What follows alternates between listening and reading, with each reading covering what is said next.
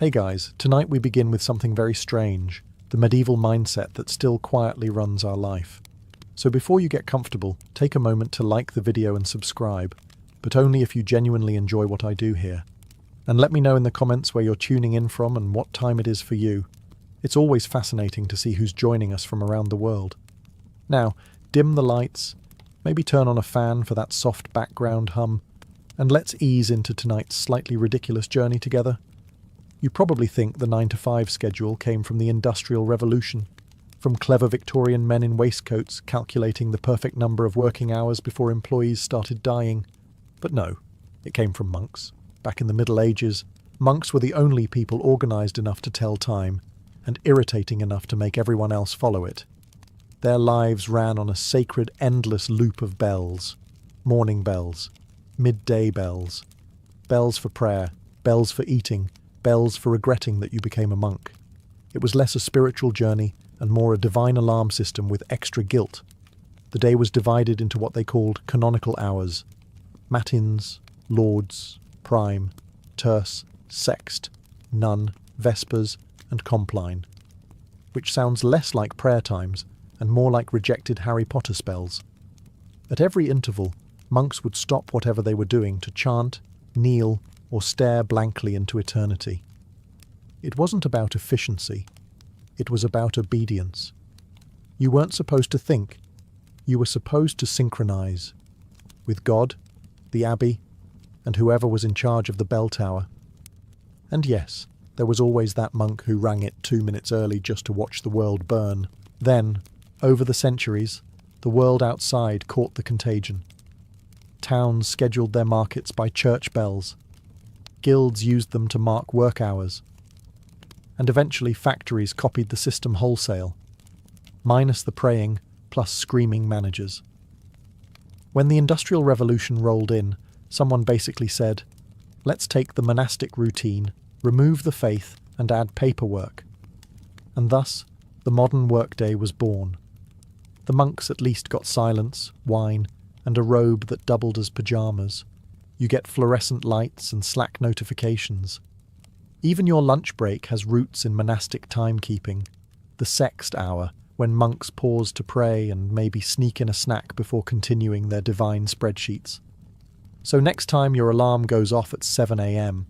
and you drag yourself toward another day of labour in exchange for rent and mild back pain, remember, you're not modern. You're medieval, just without the chanting or the forgiveness. The 9-to-5 didn't evolve. It escaped the monastery, put on a suit, and learned to say, let's circle back on that. If you've ever sneezed in public and someone muttered, bless you, congratulations. You've just participated in one of humanity's oldest and dumbest reflexes. It's not politeness. It's medieval panic that never got the memo about germ theory. Back in the 6th century, when the plague was having its European world tour, sneezing was not a mild inconvenience. It was a bad omen. If you sneezed once, people assumed you were infected. If you sneezed twice, they started dividing your possessions. The logic was simple. When you sneezed, your soul tried to escape through your nose. The devil, apparently lurking nearby, might seize the opportunity to snatch it mid-air. Enter Pope Gregory the Great, who in 590 CE decided that every sneeze needed divine intervention. He ordered the faithful to respond with, God bless you, effectively turning respiratory function into a team sport. Every bless you was an emergency prayer, a miniature exorcism for people with hay fever. The phrase spread faster than the plague itself. Soon, every village in Europe was collectively blessing each other into exhaustion. Nobody could sneeze in peace. Imagine the soundscape: church bells, roosters, and 40 villagers shouting, God bless you, every time someone inhaled pollen. And it worked. Not medically, but socially. Saying bless you became a way of proving you weren't the kind of monster who'd let your neighbour die unblessed. Refusing to say it was basically witchcraft. The superstition stuck. Even after centuries of science, hygiene, and vaccines, we still bless people who sneeze like it's 1348.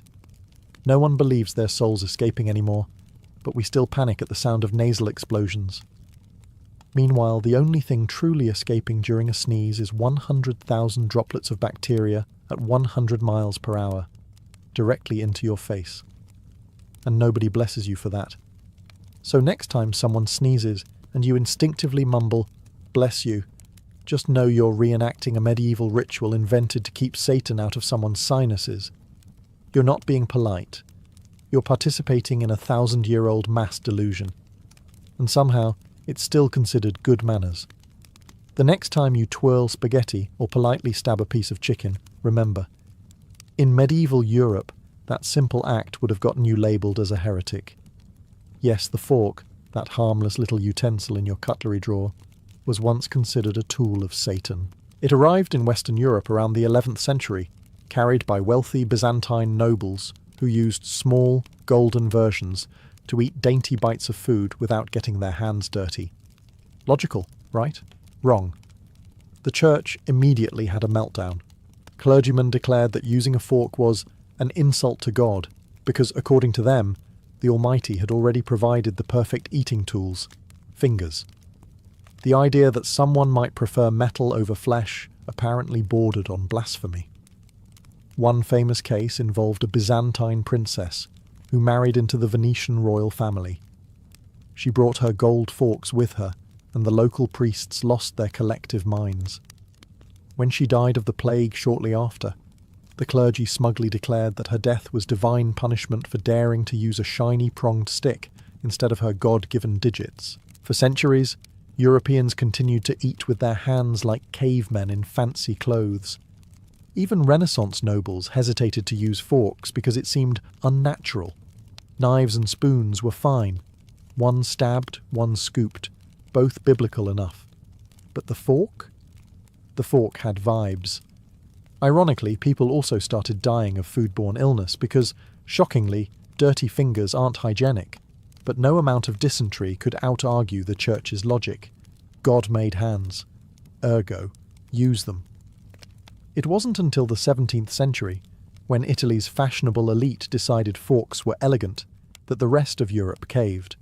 And as always, the English joined last, declaring forks effeminate until someone important used one in public. So, next time you sit at a table and politely twirl your pasta, know this. You're performing an act that was once seen as morally questionable.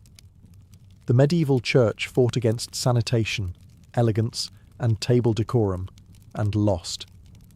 Which, in a poetic way, makes every dinner with cutlery a tiny victory for common sense over organised superstition. Or, as the priests would have called it, temptation served in silver. If you think bachelor parties today are chaotic, imagine them with swords. In the Middle Ages, before marriage was about love or shared Netflix accounts, it was a financial transaction. But even back then, men couldn't resist having one last night of poor decisions before signing their lives away. Thus was born the medieval stag night, the original bachelor party. Knights would gather in taverns or manors, drink ale until their helmets didn't fit, gamble away their horses, and loudly declare eternal loyalty to freedom, which usually lasted about 8 hours. These celebrations were supposed to honour the groom's transition into responsibility. In practice, they were an excuse to see how much mead a man could consume before falling into a moat. The stag symbolised virility and wildness, which is medieval for drunken regret. Guests would toast the groom's bravery for entering matrimony, while quietly taking bets on how long he'd survive domestic life. Someone would inevitably challenge someone else to a duel, and at least one man would mistake the bride's cousin for a barmaid. The church hated these parties, of course. Priests called them feasts of sin, which, to be fair, was accurate. They warned that drunkenness before marriage led to damnation. The knights, naturally, took this as a challenge. Over time, the tradition trickled down from nobles to townsmen, who replaced castles with taverns and armour with leather shoes. But the spirit remained. Eat, drink, and behave terribly, because tomorrow you're legally obligated not to. Even the morning after rituals were familiar. There were hangovers, awkward silences, and promises never to speak of what happened. The only real difference between then and now is that medieval men didn't have smartphones to record the evidence. So when you see a modern groom stumbling out of a bar wearing a plastic crown and regret, you're witnessing history. It's the same tradition, just without the swords, the plague, and the moral authority of a guy named Sir Geoffrey trying to juggle flaming torches while yelling, "For love!" Bachelor parties didn't evolve. They just downgraded from chainmail to matching t-shirts. And somewhere, a medieval monk is still praying for all of them. When someone dies today, we instinctively dress in black. It feels respectful, somber, even timeless. But the truth is, it's just a medieval fashion trend that got wildly out of hand. The colour of mourning used to depend on geography. The Romans wore white to funerals, clean, symbolic, and excellent for reflecting heat, while you mourned under the Italian sun. But medieval Europe looked at that and said, "No. Let's make grief depressing and stylish." Black dye was expensive in the Middle Ages, which meant only the wealthy could afford to look properly devastated. Peasants, of course, couldn't afford sorrow in fabric form, so they wore whatever was clean, which, statistically, was nothing. The nobles, however, made mourning an event. Draped in black wool and veils, they wailed theatrically through the streets, because grief, like everything else, had to be performative. The church loved it. Black symbolized humility before God, and conveniently, it made the clergy's wardrobe choices look pious instead of lazy. Over time, the colour of mourning spread to every social class, because nothing says repentance like wearing something that absorbs both heat and despair. By the 14th century, black funerals were the ultimate power move. Kings died in black. Widows lived in black. Entire courts spent years in coordinated sadness. Queen Victoria later revived the custom centuries later by staying in mourning black for 40 years, a record-breaking emotional hostage situation. Of course, the colour eventually lost its religious meaning and just stuck. Now, we all show up to funerals dressed like accountants who misfiled eternity, because the Middle Ages decided grief needed a dress code. Ironically, the rest of the world didn't follow. In much of Asia, mourners still wear white, the colour of purity. In Africa, bright colours symbolise a life well lived. Meanwhile, in the West, we prefer to look like a collective tax audit for the dead. So next time you attend a funeral in black, remember, you're not channeling timeless reverence. You're just following a 1,000-year-old medieval fashion rule invented by rich people trying to look holy. And, as with all fashion trends, it's never really been about the dead. It's about proving you cared more stylishly than everyone else. Ah, the handshake. That sacred gesture of modern civility, professionalism, and the occasional bacterial exchange. It seems polite, friendly, even human. But its origins are, like most medieval customs, deeply suspicious. In the Middle Ages, people didn't shake hands to say hello. They did it to say, "Please don't murder me." Medieval Europe was a paranoid place. Everyone carried weapons, everyone owed someone else a debt, and everyone's cousin was plotting a coup. So when two men met, they'd extend their right hands to prove they weren't holding a dagger. The shaking part came later, a little theatrical jiggle to make sure no knife was hiding up the sleeve. It was less a greeting and more a mutual weapons inspection. Knights, merchants, and even kings used it, though usually with a sword hand, trembling from the effort of pretending to trust someone. And of course the left-handed minority, eternally suspicious, were considered untrustworthy simply because their sword was on the other side. Medieval logic, flawless as always. By the 16th century, it evolved into a formal greeting among gentlemen, replacing bows and the ever-popular, awkward silence. It became a sign of equality, a way of saying, we are both free men, capable of stabbing each other, but choosing not to. Fast forward a few centuries, and the handshake somehow became professional. Businessmen turned it from a survival tactic into a networking ritual.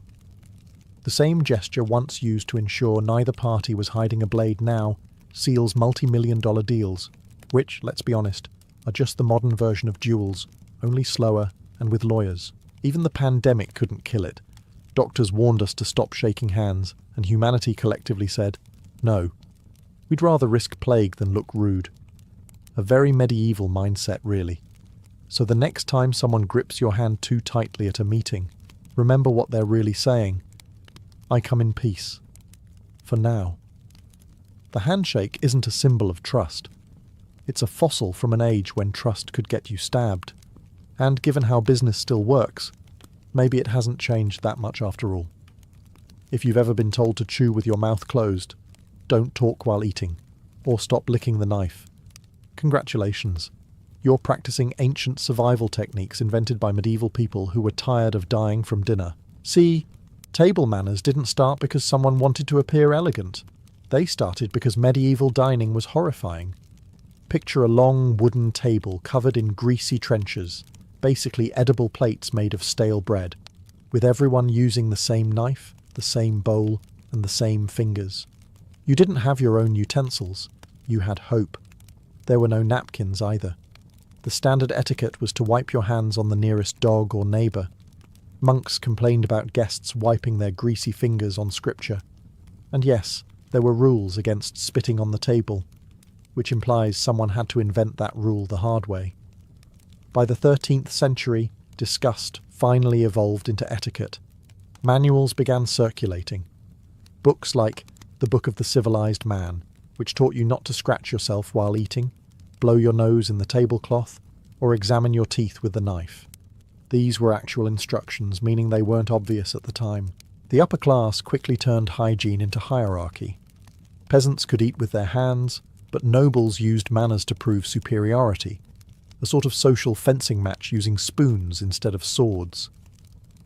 Eventually, manners became moral.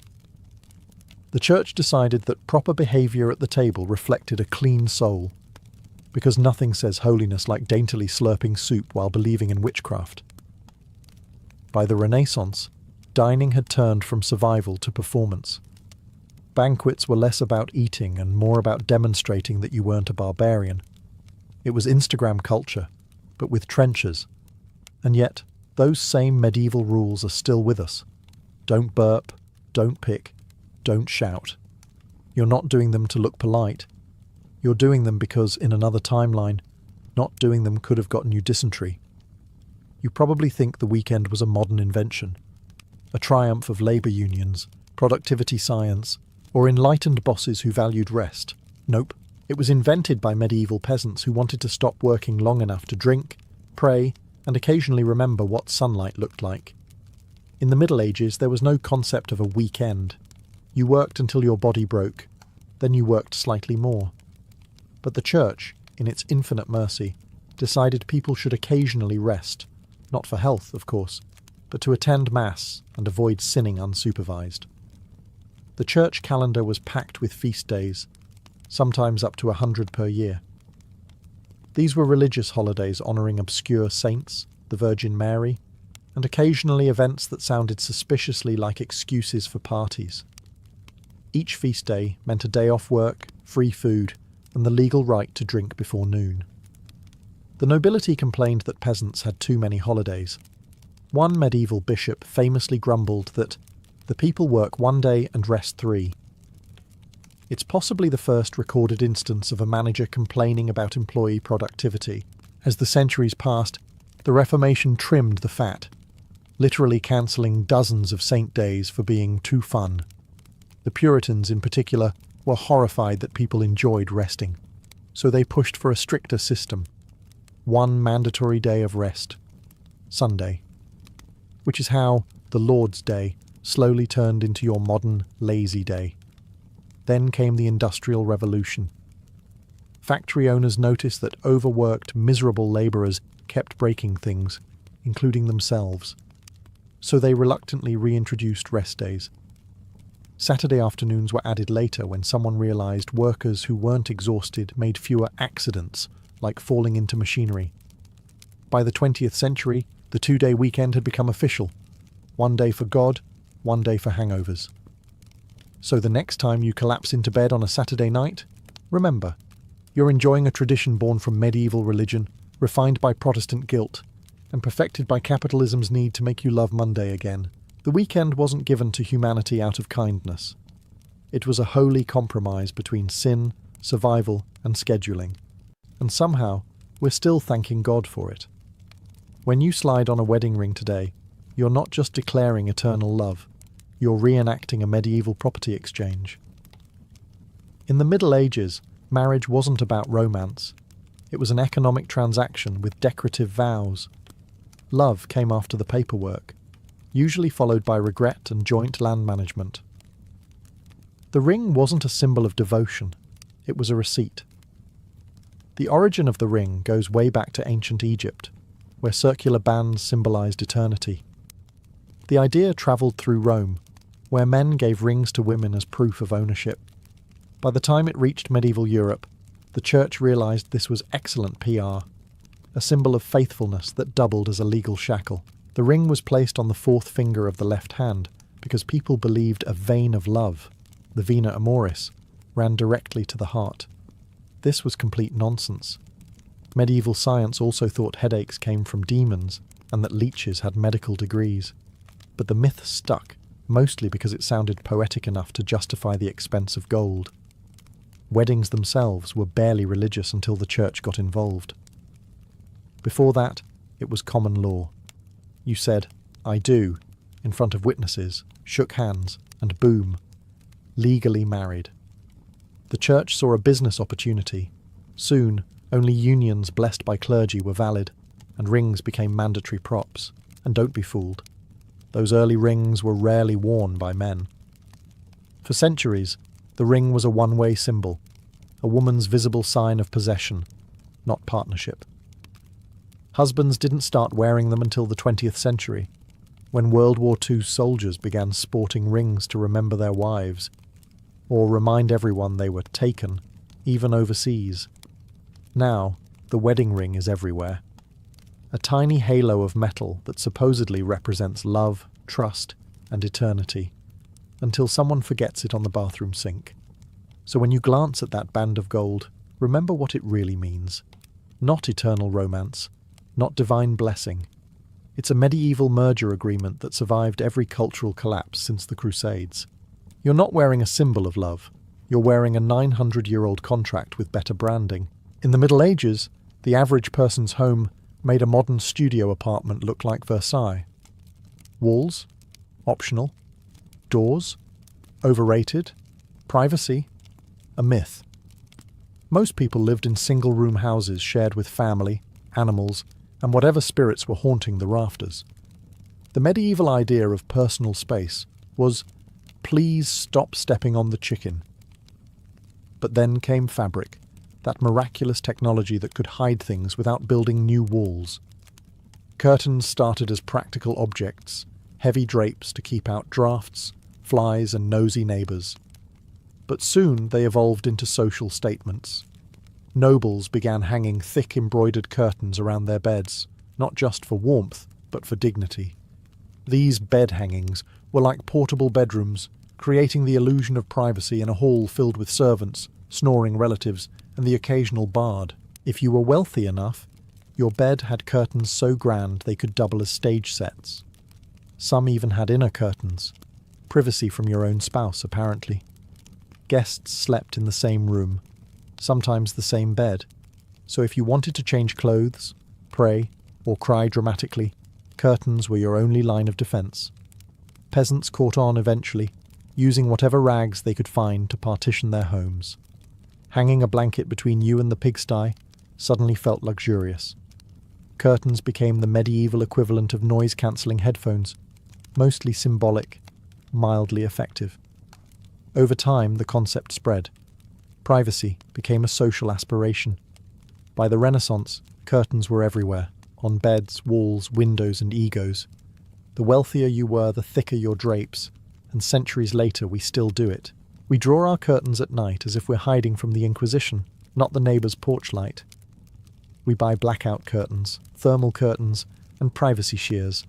Proof that we've upgraded the fabric, but not the paranoia.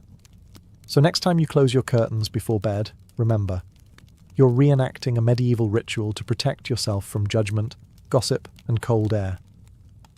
The only real difference is that your neighbours probably aren't watching. Probably. When you hear God Save the King, you probably think of national pride, a dignified anthem sung by loyal citizens. But in the Middle Ages it wasn't about patriotism at all. It was an exorcism. The phrase began as a protective prayer, a kind of spiritual insurance policy for monarchs who had the life expectancy of a ham sandwich at a jousting tournament. Medieval people firmly believed kings were chosen by God, but also that Satan had terrible boundary issues. Every rebellion, plague, or bad harvest was blamed on demonic interference. So, God Save the King wasn't a cheer. It was crisis management. Whenever a ruler fell ill or someone sneezed near the throne, the church organised public prayers to keep evil away. Entire crowds would chant, "God Save the King," like it was a magic spell, because in their minds, it was. The logic went something like this. If enough peasants yelled the phrase loudly enough, God might hear over the screams of the dying. It worked exactly as well as you'd expect. Medieval kings still died, mostly from poisoning, warfare, or other kings. But people kept chanting, because superstition is the one political tradition humanity never reforms. By the 16th century, the phrase became ceremonial. It appeared in church services, royal processions, and desperate attempts to look loyal. Saying it out loud proved you weren't plotting treason, or at least not today. In a time when bad-mouthing the crown could get you executed, God Save the King was less about faith and more about self-preservation. The song version came much later, during the 18th century, when England turned this medieval emergency chant into a national anthem. What began as, "Please don't let the devil kill our monarch," became, "Please don't let France do it instead." And here we are centuries later, still singing it, hands on hearts, pretending it's about unity, when historically it was just crowdsourced holy water. So the next time you hear a stadium full of people belting "God Save the King," remember, you're witnessing a medieval ghost ritual. Only now it's televised. The idea of a day of rest sounds humane, maybe even progressive. But the medieval church didn't invent it to protect your work-life balance. They invented it to make sure you didn't skip Mass. In early medieval Europe, the church ran everything: your calendar, your conscience, and, if necessary, your afterlife.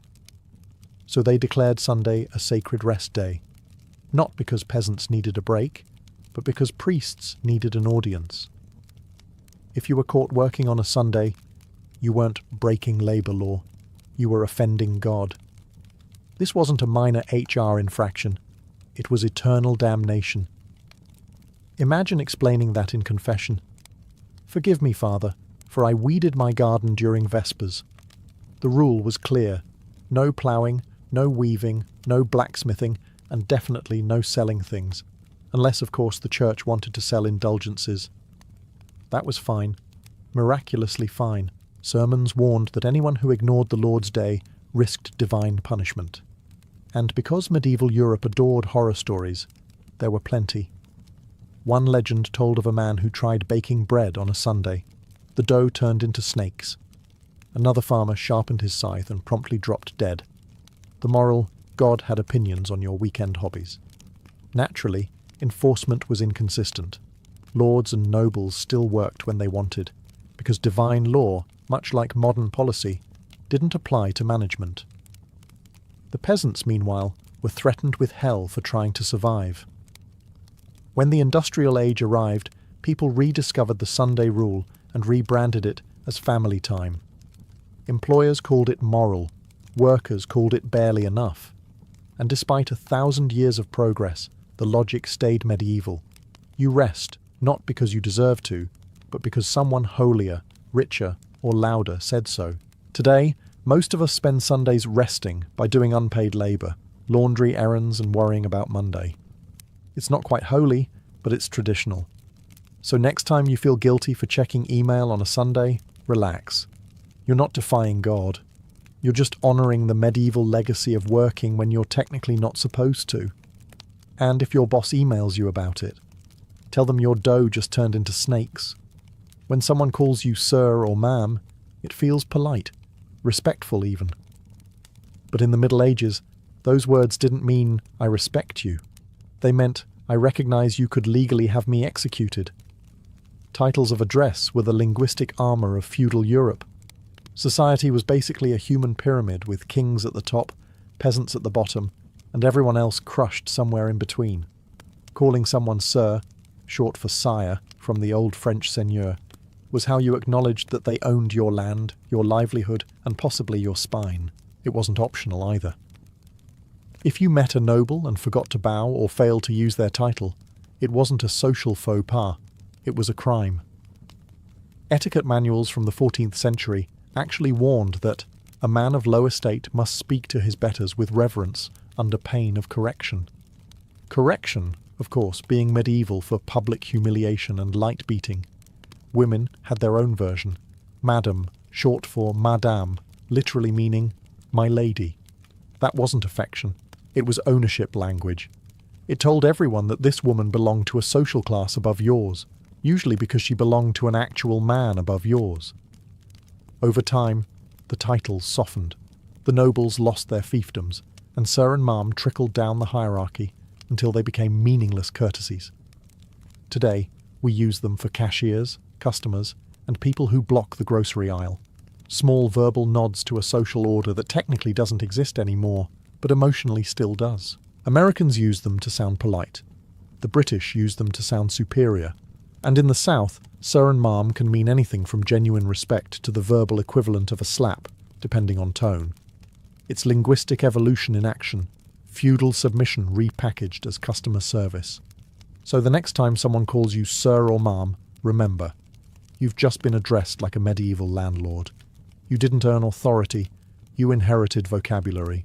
And when you say it to someone else, you're not being polite. You're just reenacting feudalism, with better manners and worse tips.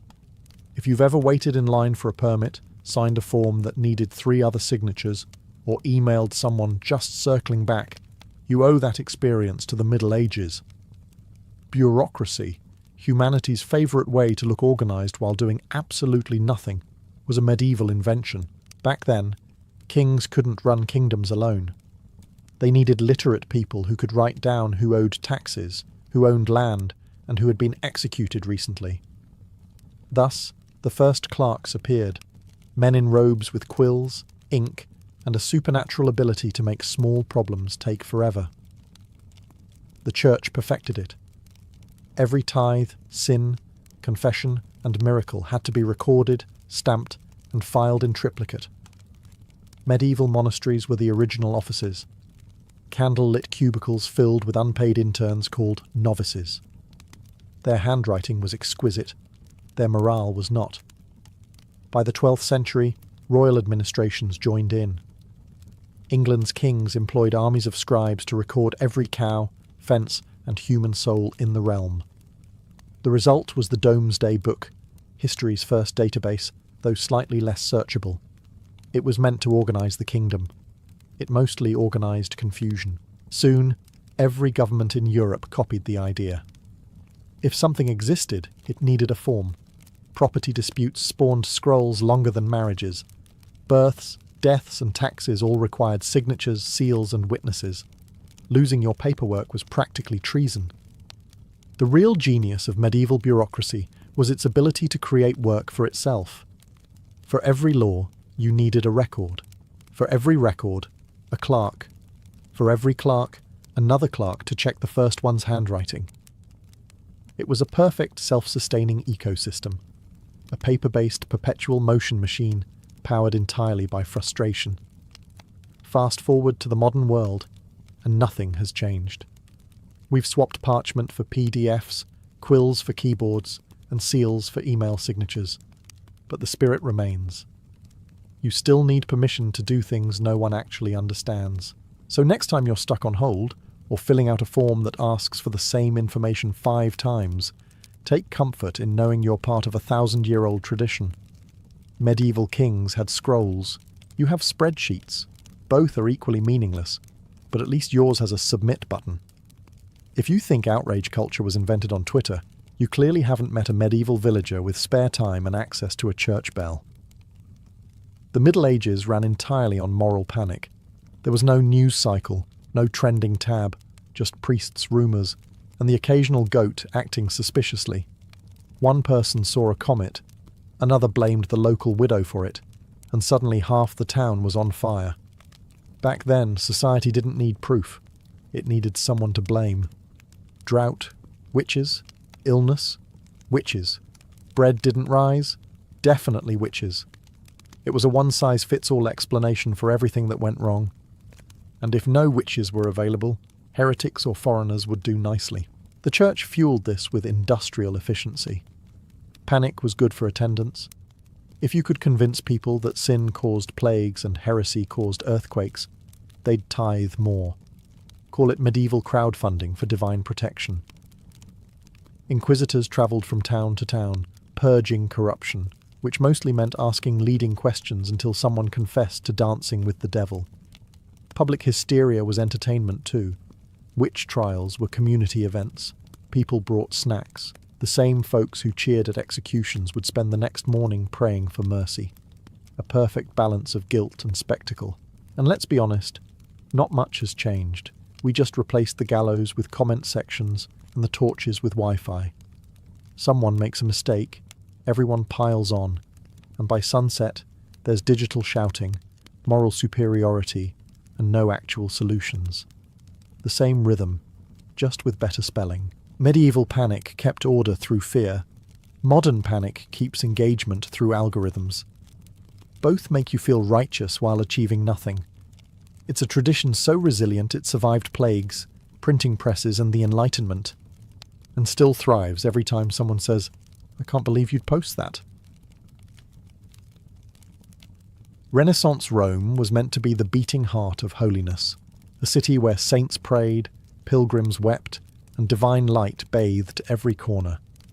But if you peeled back the gilded facade of marble and fresco, you'd find something entirely different, a place where desire ruled as powerfully as faith. The same bells that called the faithful to Mass also tolled over a city drunk on its own vices. By the early 1500s, the Holy City was a paradox. Pilgrims arrived seeking salvation, yet the streets reeked of perfume and wine. The taverns around Piazza Navona were full of priests who had clearly forgotten their vows of chastity, and possibly sobriety.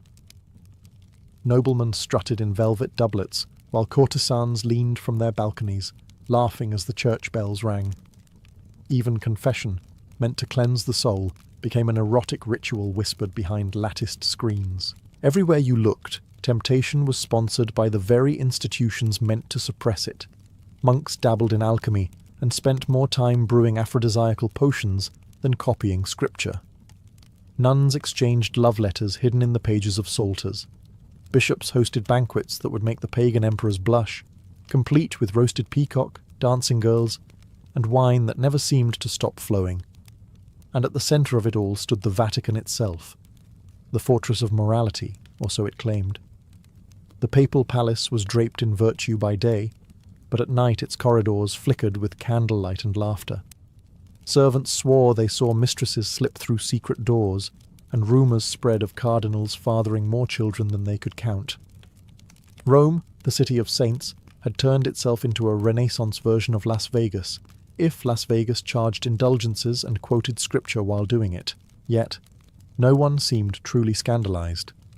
Hypocrisy had become an art form. A priest might preach about lust in the morning, visit his mistress in the afternoon, and commission a painting of the Virgin Mary that suspiciously resembled her by evening. It was an age where holiness was worn like jewellery, sparkling in the light, tarnished in the dark. Rome called itself the Eternal City, but I.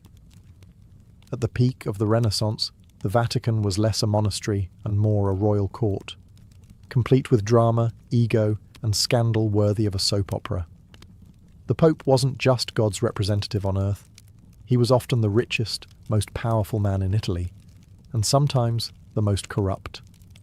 Nowhere was this more obvious than in the reigns of the so-called papal playboys, men who mixed sacred duty with personal pleasure as easily as wine with water. Take Pope Alexander VI, born Rodrigo Borgia, a man whose name became synonymous with sin wrapped in silk. He fathered at least 8 children, officially. Unofficially, well, Rome lost count.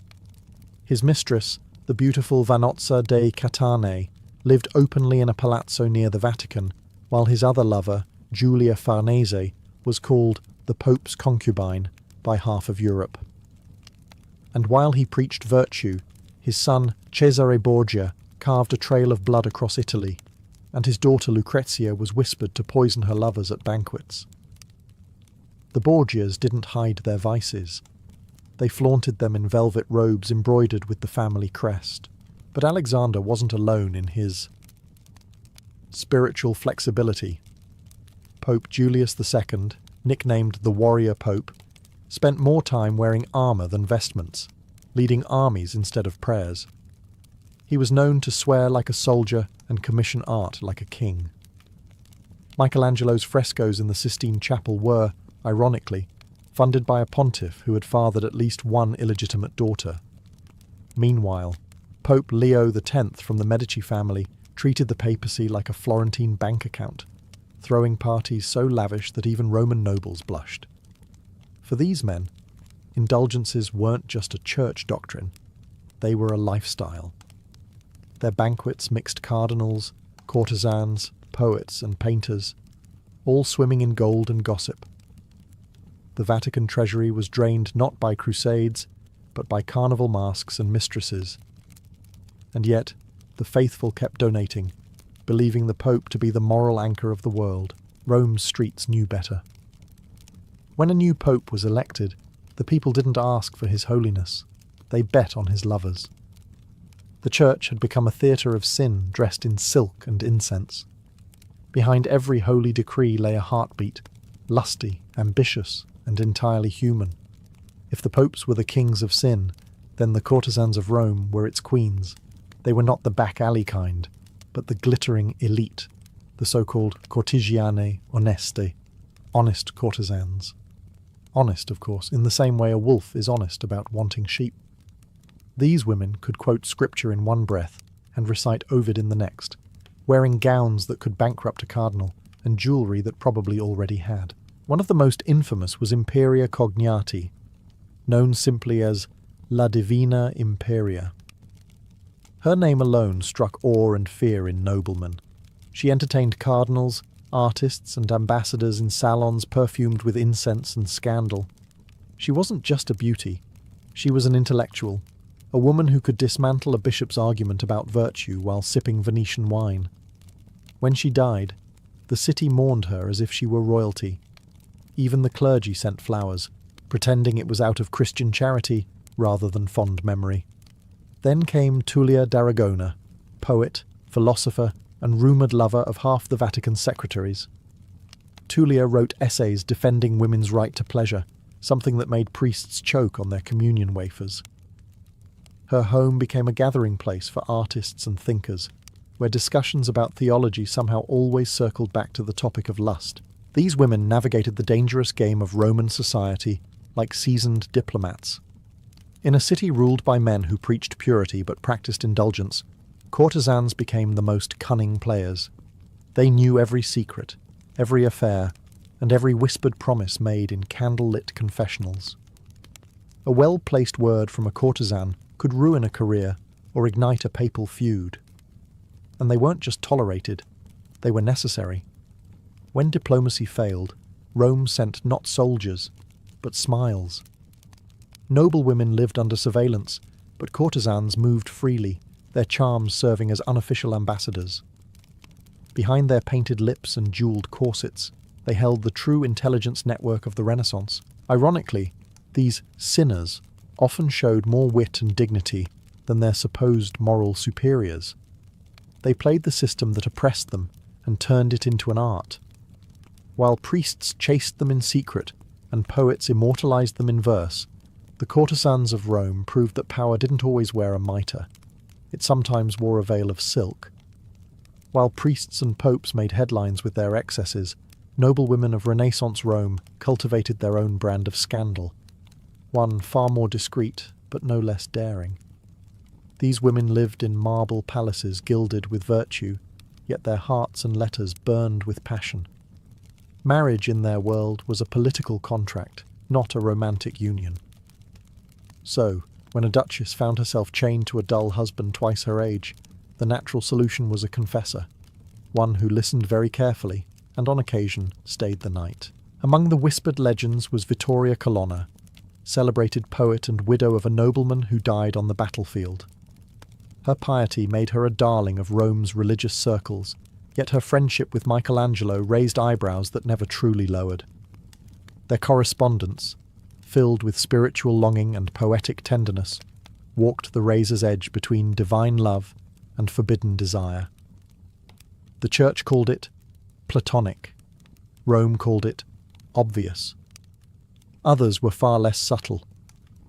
The Orsini and Farnese women, names that carried weight equal to the popes, used their beauty and influence to entangle cardinals, artists, and ambassadors alike. Their salons became theatres of flirtation, where poetry, music, and philosophy were simply pretexts for seduction.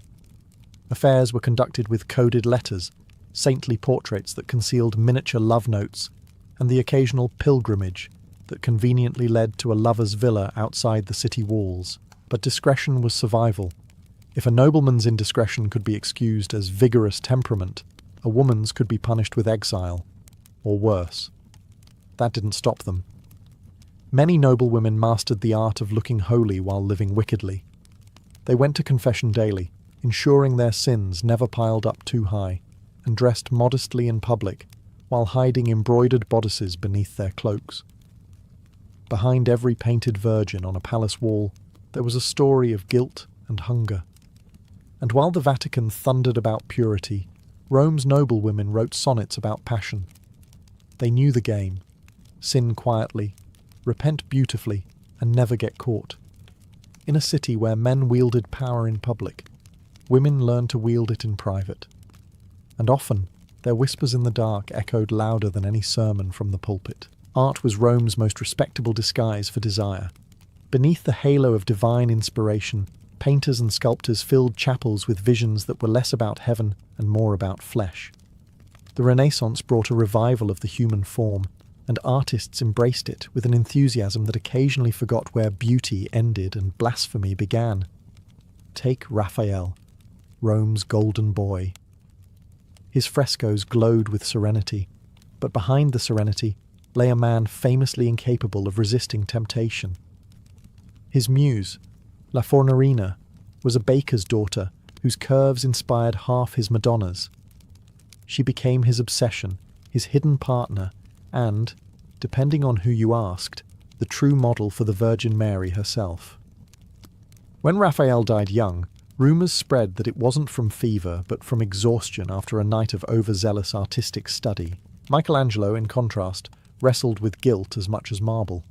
His figures on the Sistine Chapel ceiling were technically biblical, but no one could miss how lovingly he sculpted every muscle and curve. Some church officials grumbled that his saints looked a bit too human. Michelangelo's defenders called it divine anatomy. His critics called it pornography. The man himself prayed, sculpted, and agonized, torn between devotion and the undeniable beauty of the body. And then came the real rebels, Caravaggio chief among them. His art glowed with divine light but dripped with human vice. His models were often prostitutes and thieves pulled straight from the streets, their raw sensuality painted onto the faces of saints and martyrs. To him, holiness and sin were inseparable twins. His Judith beheading Holofernes was painted with such violence and erotic tension that viewers couldn't decide whether to cross themselves or look away. For every sacred commission, there was an unholy inspiration. Artists were paid by the church to glorify God, but in doing so, they also glorified the human body, the very thing the church warned against. Their studios were confessionals with paint and skin instead of rosaries. In Renaissance Rome, art wasn't just decoration. It was temptation made visible. Each brushstroke was a gamble between salvation and scandal. And as frescoes bloomed across the city's walls, so too did the rumour that God's greatest masterpiece was not the soul, but the naked human form. If you wanted to glimpse the true soul of Renaissance Rome, not the marble statues or papal decrees, but the pulsing, laughing, sinful heart, you went during Carnival. For a few days each year, Rome forgot its morals and remembered its appetites. Masks hid faces, wine replaced sermons, and the line between priest and peasant vanished under the glitter of torchlight. During Carnival, even the church relaxed its grip. Cardinals attended masquerades to observe the youth, which usually meant chasing dancers until dawn. Monks wandered the streets drunk on spiced wine, quoting scripture with the confidence of men who hadn't read it recently. Even the Pope, safely behind Vatican walls, was said to peer from balconies, amused by his city's annual descent into chaos. The streets overflowed with symbolism and sin. Floats carried allegories of virtue defeating vice, though most spectators rooted for vice. Courtesans disguised themselves as nuns. Nuns disguised themselves as courtesans, and both seemed to enjoy the confusion. Confessionals filled up the next week, priests shaking their heads solemnly while taking careful notes on who had done what with whom, and what of those confessions. They became Rome's unofficial gossip network. A penitent might confess her affair with a married cardinal, only to find her sins recited back to her later by a smirking servant. Secrets had a short lifespan in the Eternal City. One monk even joked that in Rome the Holy Spirit didn't descend as a dove, it arrived as a rumour. The contradiction was spectacular. Sin was punished and celebrated at once. Carnival parades passed beneath frescoes of the Last Judgment. The same hands that tossed roses into the crowd clasped rosaries the next morning. The faithful blamed human weakness, as though weakness were the city's favourite sport. When the festivities ended, Rome washed its face and put its halo back on. The priests thundered about virtue. The nobles returned to their marriages, and the streets smelled again of incense instead of sweat and wine. But the memory lingered. Behind every saintly procession was a hangover, and beneath every Ave Maria whispered in penance there lurked a quiet, knowing smile, because everyone in Rome understood one thing. Forgiveness came cheap, but the pleasures of sin were priceless. No discussion of Renaissance Rome's moral collapse would be complete without the Borgias, the family that turned sin into statecraft. If ordinary Romans gossiped about lust and greed, the Borgias patented it. Rodrigo Borgia, who became Pope Alexander VI, ruled not like a shepherd of souls but like the godfather of an Italian crime syndicate, if the crime syndicate also issued indulgences. His Vatican was a stage for decadence. Witnesses spoke of banquets where courtesans dined naked, of rooms draped in silk and perfumed with scandal. One particularly infamous night, later dubbed the Banquet of Chestnuts, featured 50 dancers, cardinals tossing roasted chestnuts onto the floor, and guests crawling to collect them in a display of shameless indulgence.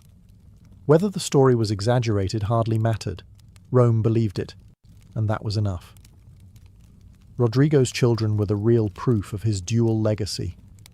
Cesare Borgia, the Pope's favoured son, was charming, handsome, and entirely ruthless. He murdered rivals with the same efficiency his father used to grant pardons. Cesare's sister, Lucretia, became a legend of her own, accused of incest, poisonings, and seductions, though much of it was likely propaganda spread by enemies. Still, her ability to manipulate the men around her, husbands, lovers, even popes, made her one of the most dangerous women in Europe. The Borgias blurred every line between holiness and hedonism. Their private vices spilled into public policy.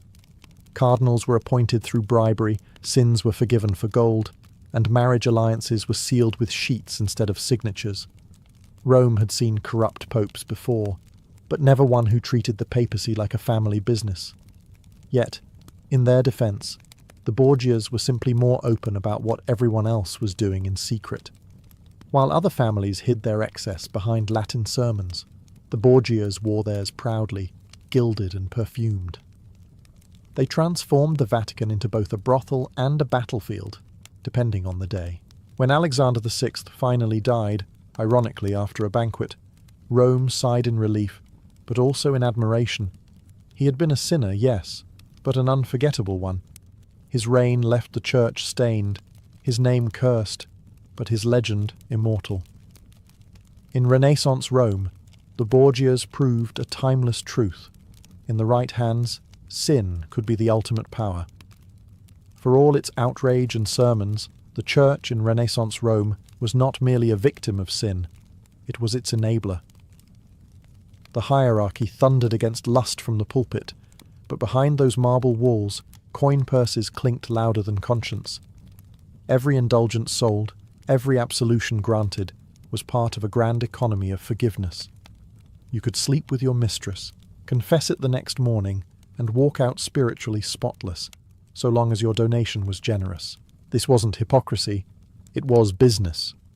Sin, after all, was reliable income. The Vatican's coffers swelled with money from those seeking redemption for pleasures they fully intended to repeat. In a sense, the Church had turned desire into a subscription service. Sin, confess, pay, repeat.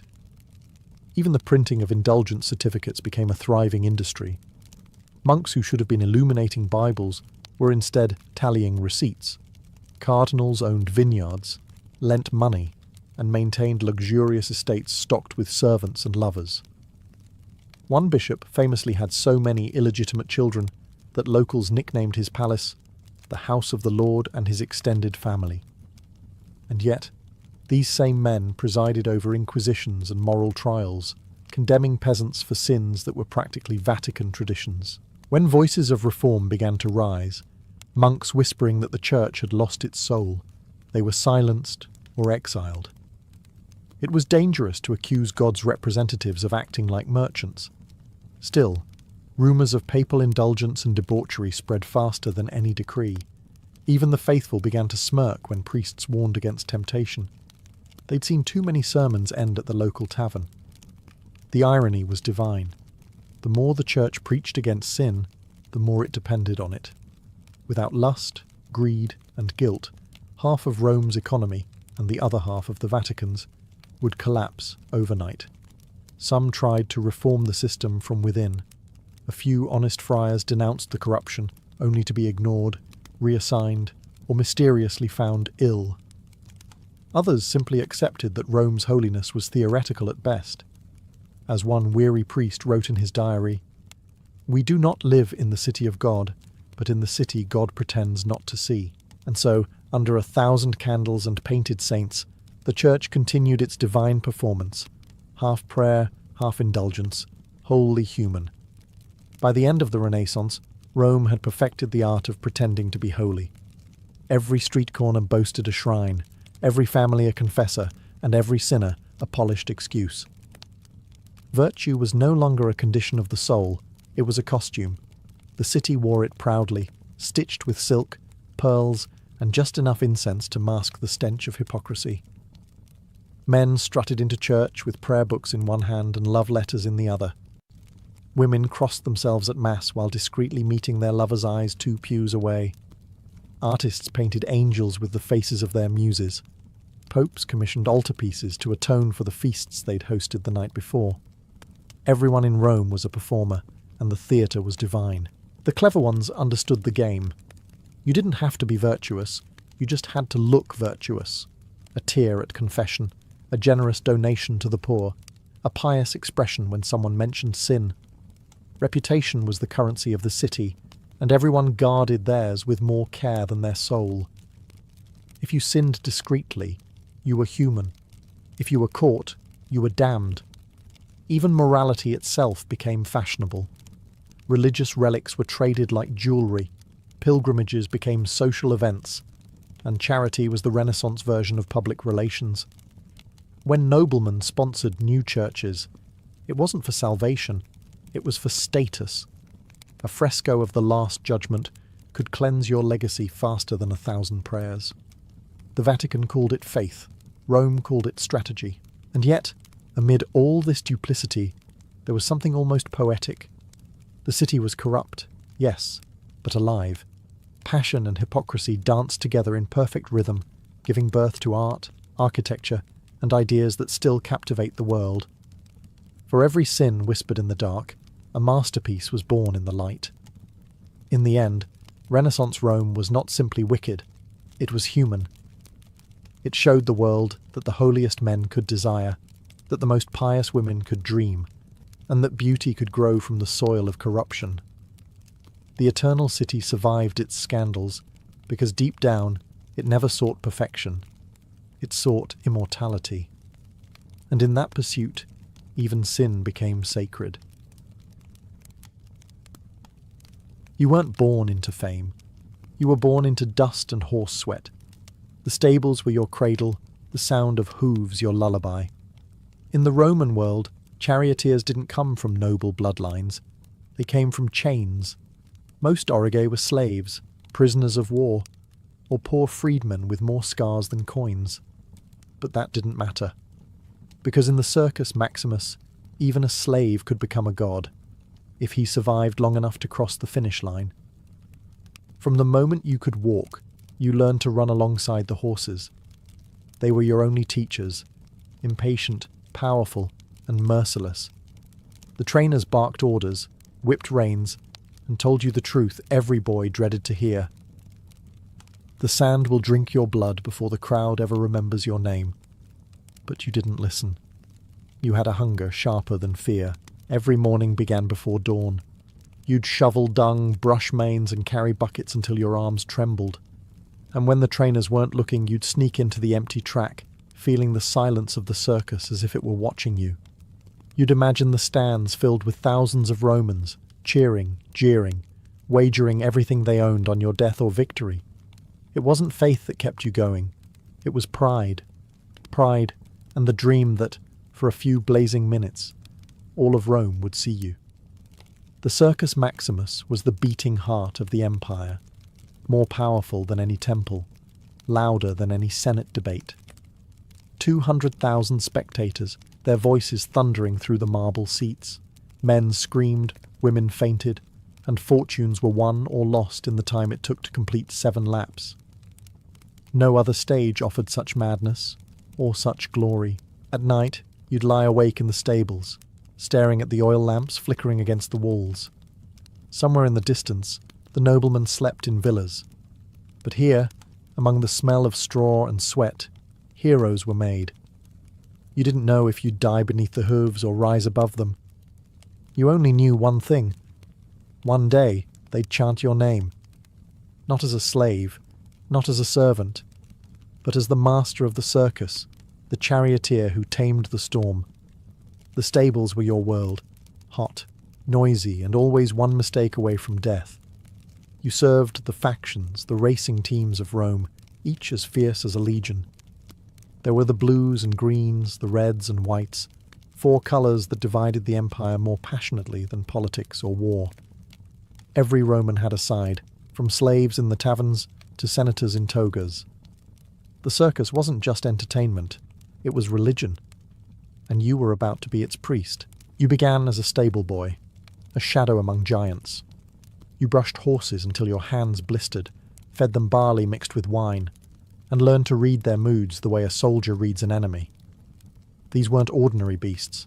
They were athletes, warriors in harness, Spanish stallions, Nubian mares, Cappadocian chargers, creatures so expensive that emperors fought over them.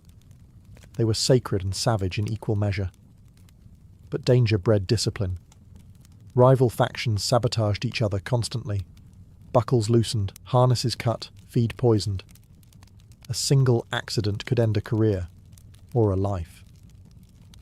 You slept lightly, with one hand near your knife and the other over the reins. To protect the horses was to protect your future. The Dominus Factionis, your team master, ruled the stables with an iron whip. He taught you that trust was weakness and hesitation was death. He'd slap your shoulder and say, "If the horses don't fear you, boy, the crowd won't respect you." And yet, you couldn't rule by fear alone. You had to earn the horses' loyalty, their heartbeat syncing with yours when the chariot roared forward. That bond was your only armour. At night, the stables came alive with murmured prayers. Drivers traced charms on the horses' foreheads, invoking Neptune, god of horses and the sea. Others offered wine to Fortuna, the goddess of luck, because skill alone wasn't enough. One snapped axle, one loose strap, one heartbeat too late, and your body would be trampled into the sand before the crowd even gasped. Still, you stayed. You endured the heat, the sweat, and the constant risk. Because every lap around the circus promised something more intoxicating than freedom, immortality, and you were willing to burn in those stables until the gods noticed your fire. Your first day behind the reins wasn't a race. It was a battle against terror. The chariot was lighter than it looked, a fragile frame of wood and leather balanced on knife-thin wheels. One wrong move, one stumble from the horses, and you'd be dragged to your death before anyone could shout your name. The trainers called it learning. You called it surviving. Every sunrise meant drills. You learned to stand upright while the chariot rattled over uneven ground, the reins wrapped not in your hands but around your waist. That way, you could steer with your entire body, but if you fell, you'd be dragged until you were pulp. It was the first and cruelest lesson. Mastery and death used the same knots. The horses were your partners and your executioners. You memorized every snort, twitch, and tremor. 4 horses, 1 mind. That was the goal. If one faltered, the others followed. If one bolted, all were doomed. You learned to whisper to them, to curse them, to pray with them. Their eyes, white with fire and fear, reflected your own. You didn't control them, you became them. Trainers barked insults, flung whips, and hurled amphorae when you failed. One old veteran, half deaf, half mad, told you that a true Auriga never blinks during a crash.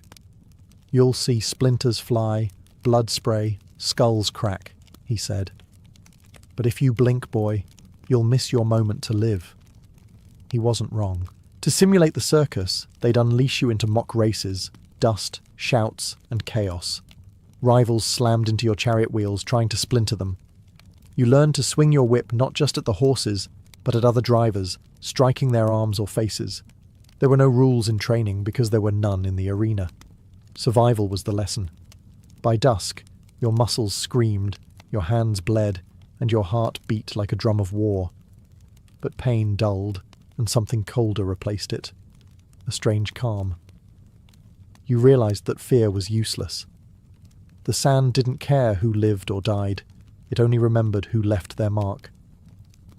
That night, you fell asleep among the horses, your fingers still gripping an imaginary rein. You dreamed of thunder, hooves, wheels, and a crowd chanting a name you swore would soon be yours. The first time you entered the Circus Maximus, you didn't breathe. You shook. The noise alone could kill a man. 200,000 Romans roared like an ocean, their cheers rolling off the stone seats in waves. Trumpets blared, banners rippled, and the smell of sweat, dust, and roasted meat filled the air. It wasn't just a race. It was religion in motion. The gods of Rome were watching, and so was every gambler, thief, senator, and slave in the empire. You took your place in the starting gates, the carceres, where 8 chariots lined up like loaded arrows. The horses were wild, nostrils flaring, hooves clawing at the sand. You whispered their names like a prayer: Aquila, Nero, Pallas, and Flame, and tightened the reins around your waist. Across the track, the opposing factions glared. The Greens were favoured today, and the Blues, your team, were desperate for a win. The betters had already decided who should live and who should die. You just had to prove them wrong. The official dropped his cloth. A heartbeat of silence, and then chaos. The gates exploded open, and 8 chariots surged forward like unleashed gods. Sand flew, wheels screamed, and you leaned into the turn, your entire life balanced on 2 spinning wooden circles. The first corner was a battlefield. Drivers whipped their rivals, horses screamed, and the crowd howled for blood. You felt the jolt as a rival slammed into your wheel, trying to shatter it. You countered, guiding your team tighter around the spinner, the central barrier lined with statues of Neptune and dolphins. You brushed past them so close that salt water from the fountain splashed your arm. 1 lap down, 6 to go. The crowd's roar became rhythm, each cheer a drumbeat in your chest. You could feel their eyes on you, thousands of strangers whose love or hate depended on a single turn. For a fleeting moment, you understood why men risked everything for this madness. Death didn't frighten you anymore, it thrilled you. When you crossed the line, you didn't know if you'd won or survived. The sand clung to your face like ashes, and your hands shook from the strain. But above the chaos, one thing was clear. The crowd was chanting. Maybe not loudly, not yet, but you heard it. Your name, and it was only the beginning. Victory in the circus was intoxicating, louder than thunder, sweeter than wine. When you won, the crowd's roar swallowed you whole. Women tossed garlands, gamblers wept with joy, and the emperor himself might nod in approval. You'd return to the stables like a conquering general, your horses steaming with sweat and pride. For a slave or freedman, no triumph in Rome compared. In a single afternoon, you could earn what a soldier made in 10 years, and with victory came everything else. Fame, gold, desire. Patrons lined up to sponsor you, politicians sought your friendship, and poets immortalized your name on wax tablets. The city whispered about your skill, your luck, your supposed charm. Even noble women, bored of marble husbands and arranged dinners, sent you secret messages. To Rome, you were no longer a man. You were a myth with a pulse. But the higher you rose, the sharper the knives became. Jealousy was the second language of the circus. Rivals plotted accidents, fans rioted if their colour lost, and the same crowd that cheered you today would curse your name tomorrow. You learned to smile carefully and sleep lightly. Glory had a smell, and so did betrayal. Your winnings bought freedom from your master, but not from danger. Free men could race under their own name, and many did, until they died tangled in reins or crushed beneath horses. Statues were built for the lucky ones, but most orage ended up broken, their bodies buried in unmarked graves outside the city walls. Every lap you raced was a wager against the gods, and they rarely paid twice. And yet, no gold or safety could match the feeling of standing before the crowd. Your hand raised in victory, the laurel crown pressed against your hair. You'd look up at the marble stands, see the nobles who once ignored you, and feel their envy like sunlight. For a few stolen moments, you weren't a slave or a mortal, you were the pulse of Rome itself. Then you'd leave the track, still trembling from the speed, knowing that tomorrow could end it all. But as you brushed your horses and cleaned the dust from their manes, you whispered the same vow every charioteer made. Let me die fast, but let me die famous. Rome's heart didn't beat for emperors or legions, it beat for colours. Blue versus green, red versus white. These weren't just racing teams. They were tribes, cults, armies of passion that divided neighbourhoods and toppled reason. The city's loyalty was painted in pigments. A man might forgive an insult to his mother, but never to his faction. As a driver for the Blues, you wore their colour like armour. To the faithful, you were a hero. To the Greens, you were the enemy. Fans scrawled your name on tavern walls, sang songs about your victories, and started brawls over your honour. When you passed through the markets, mothers pointed you out to their sons. But you also learned to travel with a cloak pulled low, because in the wrong part of town, admiration could turn into assassination. The factions were more than sport. They were politics. Senators funded teams, emperors played favourites, and riots flared when races turned bloody. The Circus Maximus had its own kind of war diplomacy. A sabotaged wheel could spark street battles. A disputed victory could burn a district. When the Greens accused your faction of bribing an official, the city erupted. By nightfall, torches lit the forum, and the Tiber ran red with faction blood. Even the emperors feared the factions. They weren't mere fans. They were Rome's other army. Charioteers like you held the power to calm or ignite them. Once, after a string of your victories, the emperor himself invited you to dine in his palace. Not out of admiration, out of caution. He wanted to be sure your fame served the throne, not threatened it.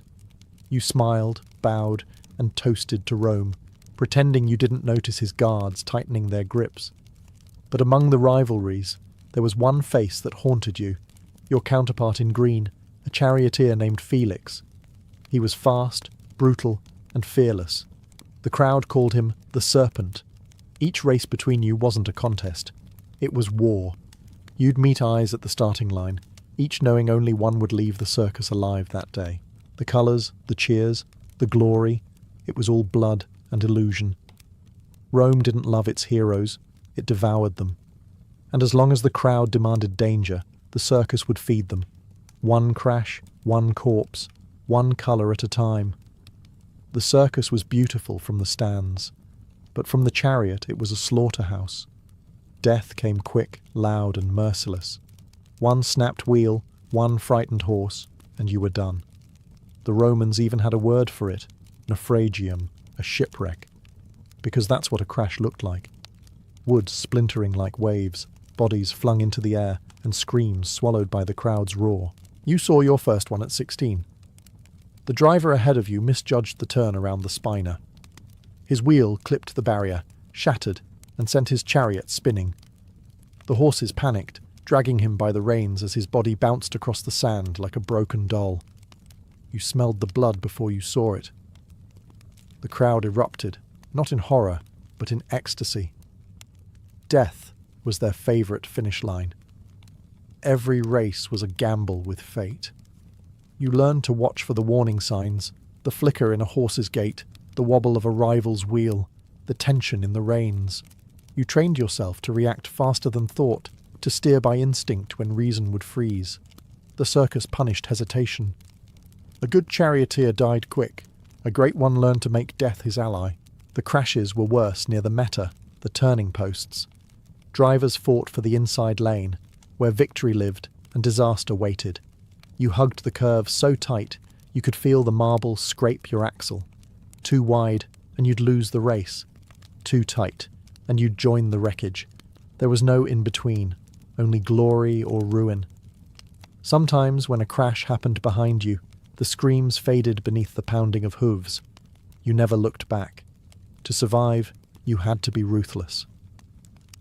Compassion was for poets and priests, not for men who raced the gods. You told yourself each crash was another sacrifice to Neptune, god of horses, and whispered a prayer that it would never be your turn. But every driver knew the truth. Luck was a rope that always frayed. One day, you'd feel it snap. And when it did, the circus would keep roaring, the crowd would keep cheering, and Rome would move on, its appetite for blood as endless as its thirst for speed. If death was always one turn away, fortune sat in the other. For the few who survived long enough, chariot racing was the quickest road from slavery to staggering wealth. Rome adored its winners with the same frenzy it used to crucify its losers. You began as property, but with every victory you became something rarer, a man who owned his fate. Your winnings grew faster than the crowds could shout your name. Bags of silver, laurel crowns, fine cloaks and golden goblets, spoils once reserved for generals, were yours. You bought your freedom first, then your house, then horses of your own. Men who once spat at your feet now bowed when you entered the tavern. Senators nodded to you in the forum, pretending they didn't remember your slave brand. You smiled, because you knew they did. Women followed too, some for love, most for legend. Courtesans, noble widows, even priestesses found reasons to pray with you. Fame turned everything you touched to excess. Banquets lasted until dawn, your name echoing in drunken toasts. You spent money like sand through your fingers because the gods had made you fast, but not immortal. And yet, the higher you climbed, the lonelier the air became. Friends became flatterers, admirers became thieves. You learned that Rome didn't love you, it loved the myth of you, the man who cheated death, who tamed thunder, who could make the city forget its hunger for one glorious afternoon. Still, you couldn't stop. Fortune was a fever you couldn't shake. The circus was your temple, and each race another prayer to keep your luck alive. You invested in your own team, hired grooms, even trained younger drivers. Some called you Dominus Orige, Lord of the Charioteers. It sounded noble, but you knew better. Beneath the gold and applause, the same truth burned. Your empire rested on spinning wheels and frightened horses. At feasts, poets recited your name beside Hercules and Achilles. You laughed, but deep down the comparison chilled you. Heroes never lived long in Rome. They burned bright, then vanished.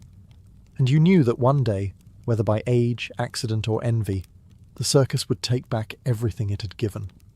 Fortune was generous, but she always collected her debts. Time caught every charioteer, no matter how fast his horses ran. Your hands, once strong enough to tame a team of stallions, began to tremble when you held the reins. The cheers that once lifted your soul now felt distant, as if muffled behind the roar of memory. You told yourself you'd retire after one more race, but the circus had a way of whispering, "Just one more." The younger drivers were faster now, reckless boys who raced as you once had, with no thought of survival. They called you veteranus, half in respect, half in pity. You watched them train and saw your own ghost in their eyes, hungry, fearless, doomed. The track hadn't changed, but you had. The same sand that once promised immortality now waited to swallow you. Still, the itch returned every morning. You couldn't ignore the sound of wheels rattling, the thunder of hooves, the intoxicating pull of danger. So you strapped the reins around your waist one last time and stepped into the sunlight. The crowd erupted, not out of routine, but out of recognition. You were legend now, a living relic of the golden years. The gates opened. The horses lunged forward, and for a heartbeat you felt 20 again. The wind tore at your tunic, sand stung your face, and your pulse matched the pounding of hooves. You hugged the meta tighter than you should have, pride overriding sense. Behind you, a rival's wheel clipped your axle. You felt the jolt, the violent shudder, the whisper of fate. Then silence. For a heartbeat, everything slowed. The sunlight on the marble statues, the hiss of the crowd's breath, the moment before the crash. You didn't pray. You just smiled. You had always known the circus would take you this way. When the wreck came, the crowd roared, not in grief, but in awe. They said the horses ran 3 more laps before stopping, that the sand turned crimson beneath them. They carried your broken body from the track, draped in the blue colours of your faction, and buried you beneath a small monument outside the city walls. The inscription read, "He rode with the gods. He fell like a storm. And somewhere beyond the roar of the circus, you still race, forever chasing the thunder." Long before the pyramids pierced the horizon or temples echoed with hymns to Ra, the true lifeline of Egypt was already at work, the Nile. It wasn't just a river, it was an engineer of worlds, carving life out of desolation. Each year, like clockwork, it rose from the heart of Africa, swelling with the rains of distant lands and spilling its gift across the parched valleys of Egypt. When the waters came, they brought silt, rich, dark, and miraculous. Without it, Egypt would have been nothing more than a kingdom of dust and wind. To the Egyptians, the flood wasn't a natural event. It was divine rhythm. They didn't just watch the river. They listened to it. The rise of the water meant rebirth, and its retreat meant the beginning of the harvest. Every life, from the poorest farmer to the most powerful pharaoh, depended on that pulse. The entire calendar revolved around it. 3 sacred seasons: Akhet, the flooding; Pere, the growing; and Shemu, the harvest. The Nile was time itself, a living clock that set the pace of eternity. But the river was unpredictable. Some years it rose too high, drowning fields and villages. Other years it failed to flood at all, leaving famine in its wake. So the Egyptians did what humans always do when faced with the whims of nature. They learned to shape it. They measured its depths with nilometers carved into temple stones, recorded its moods, and built a science around its behaviour. Over generations, they transformed a wild river into a precision instrument. When the floodwaters began to recede, the people moved quickly, digging canals and reservoirs to trap what remained. Each family took up its part in this yearly ritual, turning mud and water into order. What began as survival evolved into mastery. Egypt didn't just live by the Nile, it engineered it. In the shimmer of its waters, civilization found its reflection. The river connected gods to men, priests to peasants, life to death. Its banks became the stage where humanity learned that control over nature was not about domination. It was about harmony. The Nile didn't belong to Egypt. Egypt belonged to the Nile, and it would keep shaping her destiny for thousands of years. When the Nile rose, Egypt held its breath. The flood was both miracle and menace, a blessing that could easily turn to ruin. For centuries, survival meant predicting the river's moods, and so the Egyptians became mathematicians, astronomers, and engineers long before the words existed. They measured the world not by stars or empires, but by water. The priests of Heliopolis watched the sky, marking the annual rising of the star Sirius, Sopdet, which heralded the coming flood. Its appearance in the dawn sky was no superstition. It was a signal from the heavens that the Nile was on its way. Villagers would cheer when they saw it, because it meant life had been renewed. But predicting the flood was only half the battle. Controlling it was the real test. Along the riverbanks, workers dug canals that stretched for miles, guiding the waters into basins and channels. With wooden shovels and stone picks, they carved Egypt's first arteries of irrigation. The engineers divided the land into fields, bordered by low earthen walls that trapped the floodwater and let it soak slowly into the soil. When the waters withdrew, they left behind perfect moisture for planting barley, flax, and wheat. This wasn't chaos, it was geometry. The fields were measured with precision, each plot mapped and taxed according to its fertility. Surveyors, called rope stretchers, walked the land after every flood to redraw boundaries washed away by the current. Their ropes weren't just tools, they were the birth of mathematics itself, but nature never fully obeyed. When the river failed to rise, drought devoured everything. When it flooded too high, entire villages vanished under the surge. To tame it, the Egyptians built dikes and embankments, sometimes even small dams of stone and mud. These works required not just muscle, but unity, a society that could move tens of thousands of men with a single command. The Nile wasn't merely a source of food, it was a proving ground for organization, labor, and genius. It demanded constant vigilance and rewarded discipline. Over generations, Egypt learned the art of cooperation through water. And as the river obeyed, it taught its people something timeless. That civilization is not built by conquest, but by rhythm, by mastering the flood without defying it. To the ancient Egyptians, time itself flowed from the Nile. The river's pulse shaped the calendar, the rituals, even the emotions of an entire civilization. While other cultures marked the years by the movement of kings or the whims of war, Egypt measured existence by the rise and fall of the water. Every year was a cycle of death, rebirth, and harvest, played out not in temples or palaces, but in the river's current. The Egyptians divided their year into 3 great seasons. Akhet, the inundation, when the floods swallowed the fields. Pere, the growing season, when crops sprouted from the black silt.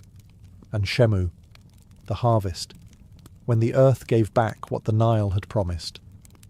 Each season lasted 4 months, each month 30 days, plus a handful of festival days added to please the gods and balance the cosmic order.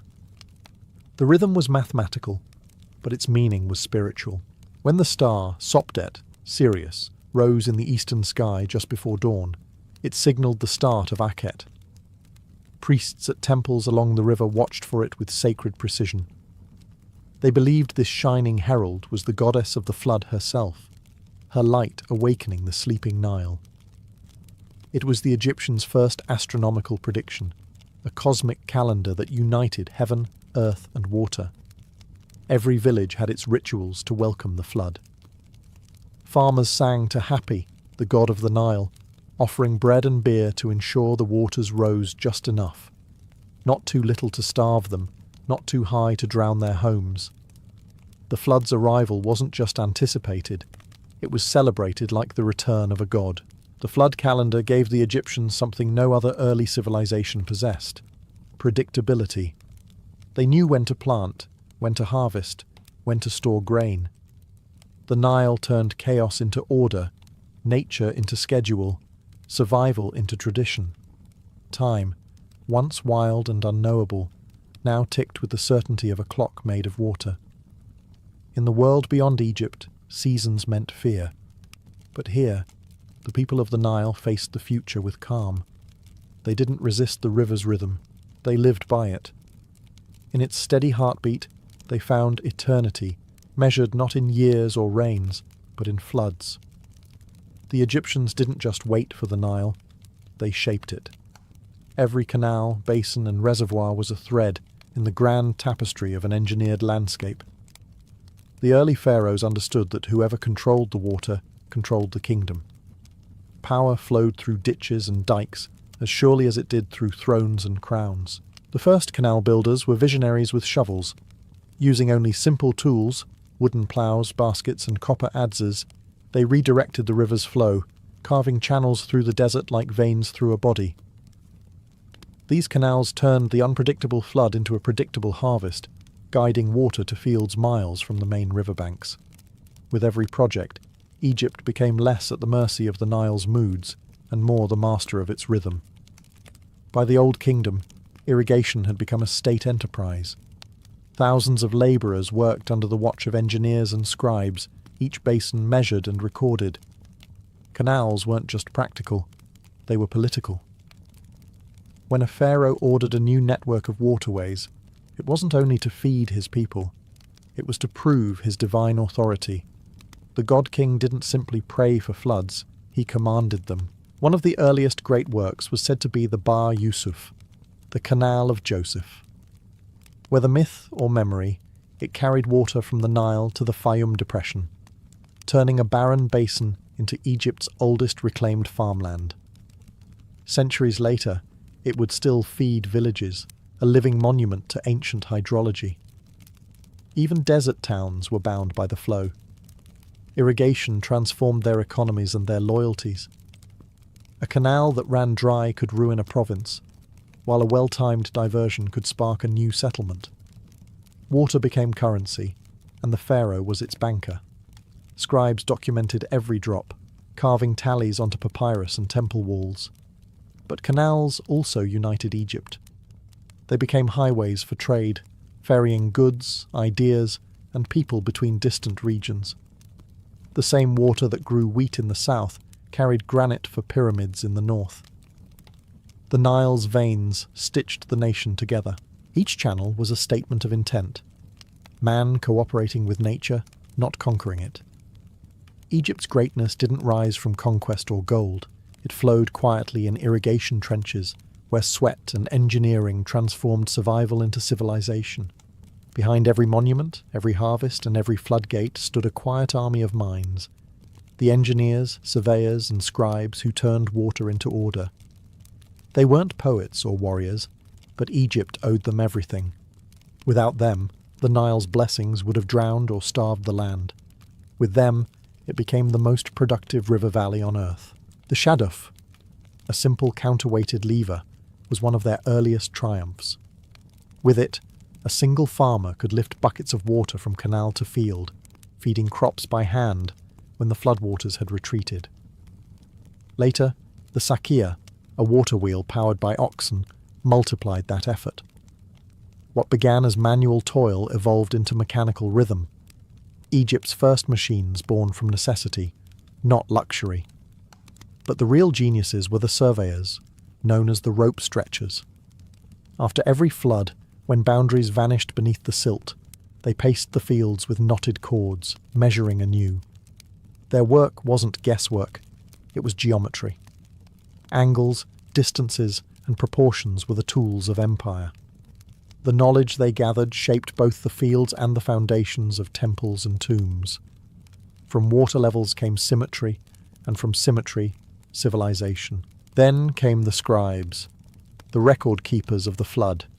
They tracked water heights with nilometers, stone pillars marked with carved cubits, stationed at temples like Elephantine and Philae. These sacred gauges transformed a natural event into data. When the water rose higher than expected, they warned the farmers. When it fell too low, they prepared for famine. The priests interpreted the numbers as divine messages, but the engineers knew they were simply reading the river's pulse. Even the pharaohs relied on these calculations. A misjudged flood meant not just hunger, but revolt. The engineers were, in a sense, guardians of stability. Their success was invisible, their failure catastrophic. They didn't wear crowns, but they held the kingdom together. Every brick of the pyramids, every loaf of bread in a worker's hands, began with their measurements. They bridged the gap between gods and men, between chaos and control. Their mathematics flowed downstream into the very structure of Egypt itself.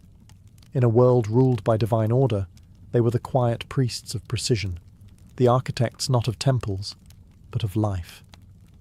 To the ancient Egyptians, the Nile wasn't a river, it was a living god. Its floods were divine moods, its currents sacred speech. They called it Hapi, the bringer of abundance, the lord of fish and grain, the blue-skinned deity whose body ran through the veins of Egypt itself. Every drop of water was his blessing, and every drought his silence. When the flood came each year, priests led ceremonies at the riverbanks. Offerings of bread, beer, and flowers floated downstream, meant to please Hapi and coax him into generosity. In the temples of Thebes and Memphis, hymns were sung not to conquerors or kings, but to the river that sustained them all. "You flood the fields," they chanted. "You give life to all that lives. You are the god of bread." The flood wasn't chaos. It was divine order in motion, a proof that Ma'at, the universal balance, still governed the world. If the waters rose too high or too low, it was a warning that harmony had been broken. The pharaoh, as the earthly embodiment of Ma'at, carried the sacred duty of maintaining that balance. When the Nile failed, so did his legitimacy.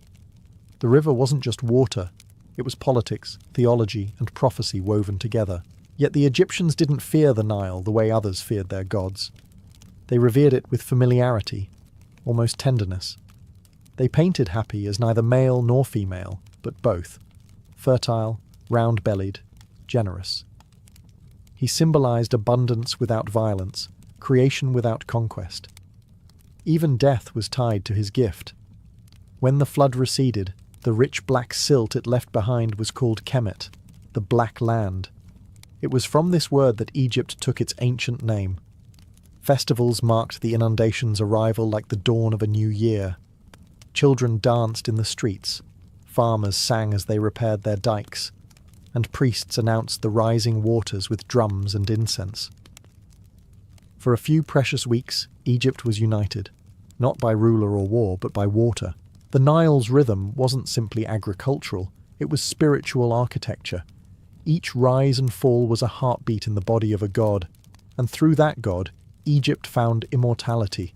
Empires would rise and crumble, but as long as Hapi returned, life and faith would begin again.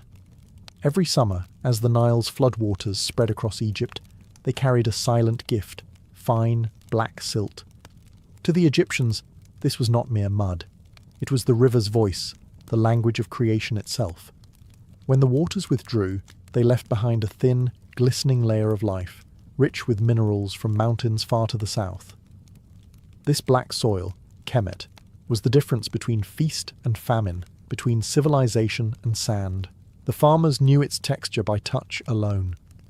A handful of Nile silt, smooth and dark, was worth more than gold. It grew wheat, barley, flax, papyrus, everything that fed both body and empire. Each family had its plot, marked by ridges of earth that trapped the water.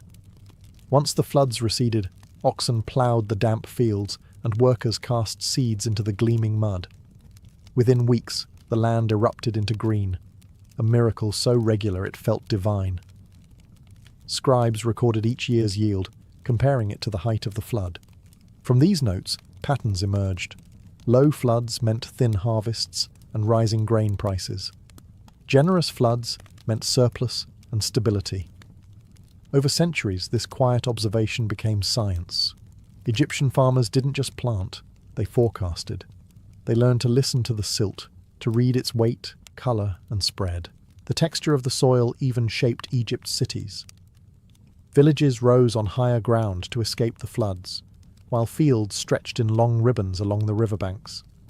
The narrow green valley, hemmed in by desert, created a sense of focus, a civilization perfectly balanced between chaos and order. Each year, the Nile erased and redrew the landscape, forcing Egypt to adapt, to rebuild, to remember. In a way, the flood wrote history. Temples and tombs were built of limestone, but the foundation of Egypt's story was mud, wet, black, eternal. Even the pigment on their frescoes came from the same silt that nourished their crops. The Nile wasn't just feeding Egypt, it was painting it. When foreigners saw the river's bounty, they envied its magic. But to the Egyptians, there was nothing supernatural about it. It was partnership, not miracle. The Nile gave, and they listened.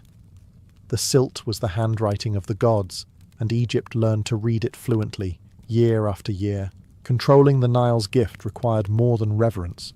It demanded precision. The Egyptians turned their worship into engineering, transforming the natural flood into a system of managed abundance. What began as simple canals grew into a network of hydraulic machinery that stretched from the delta to Nubia. It was a living circuit, where every basin, dike, and channel played its part in Egypt's grand equation of survival. At the heart of this system were the basin fields, vast rectangular enclosures bordered by earthen embankments. When the floodwaters rose, the channels filled these basins in careful sequence. Water lingered for weeks, soaking the soil, before being drained into the next enclosure. The process mimicked the river's natural flow, but under human command. The result was controlled fertility, a man-made imitation of the Nile's pulse. Lifting water was the next challenge. The shaduf, a counterbalanced lever with a bucket at one end and a weight at the other, revolutionized irrigation. With it, a single farmer could raise hundreds of litres of water a day from canals to higher terraces. Later came the sakia, a wooden wheel turned by oxen, its pots scooping and pouring in endless rhythm. These devices were simple but brilliant, powered by muscle and geometry rather than magic. Every flood season required coordination on a national scale. Labourers repaired dikes and dredged canals under orders from local governors, who reported to royal engineers in Memphis. The pharaoh's decrees flowed downstream like the water itself, ensuring that every village along the river contributed to the balance. A breach in one province could doom another hundreds of miles away. Even temples were part of the system. Priests used nilometers, vertical shafts with carved cubit marks, to measure water levels. From these readings, they could predict crop yields, tax revenues, and the empire's stability for the year ahead.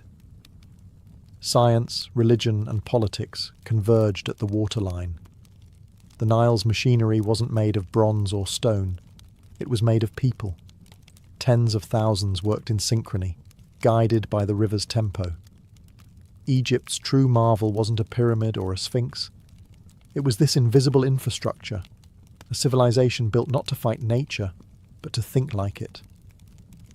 The flood was eternal, but so was their genius in mastering it. Long after the pharaohs were gone, and their temples swallowed by sand, the Nile kept its rhythm. The same flood that carried papyrus boats and golden barges in the time of Ramses still rose and fell centuries later, watched by farmers who no longer knew the names of the gods, but still depended on their river's mercy. Egypt's monuments weathered and crumbled, yet its greatest creation, the harnessing of water, never stopped working. The techniques that once fed the pyramids' builders became templates for civilizations that followed. Greek engineers studied Egyptian canals. Roman surveyors borrowed their measuring cords. Medieval farmers across the Mediterranean used shadufs and sakia wheels, almost unchanged. Even the word nilometer, survived as a concept long after its readings were carved in cubits. Egypt had turned the simple act of irrigation into a science, and the world never forgot the lesson. But the Nile's power was always double-edged. Too much control, and the river withered. Too little, and chaos returned. Later, rulers tried to command it the way the pharaohs had, with bureaucracy instead of divinity. But the balance was delicate. The British, centuries later, would build dams to regulate its floods, continuing a dialogue that began thousands of years before with baskets of mud and stone embankments. Even modern engineers in Cairo, studying satellite data and water flow, are heirs to those ancient surveyors who measured with ropes and stars. The true legacy of the Nile isn't in monuments or myths, it's in mindset. The Egyptians learned early that mastery of nature doesn't come through conquest, but through rhythm. They treated the flood not as an enemy to be defeated, but as a partner to be understood. Their success was measured not in conquests, but in continuity, the ability to keep life flowing year after year, generation after generation. Every civilization dreams of eternity. Egypt quietly achieved it through water. The same patterns of canals, crops, and villages seen from the sky today mirror those etched into tomb walls 3,000 years ago. The Nile still flows north, still leaves its mark in silt and shadow, still murmurs the same ancient promise: "Follow my rhythm, and I will make you eternal." In the end, Egypt's greatest monument wasn't carved from stone. It was engineered from the river itself.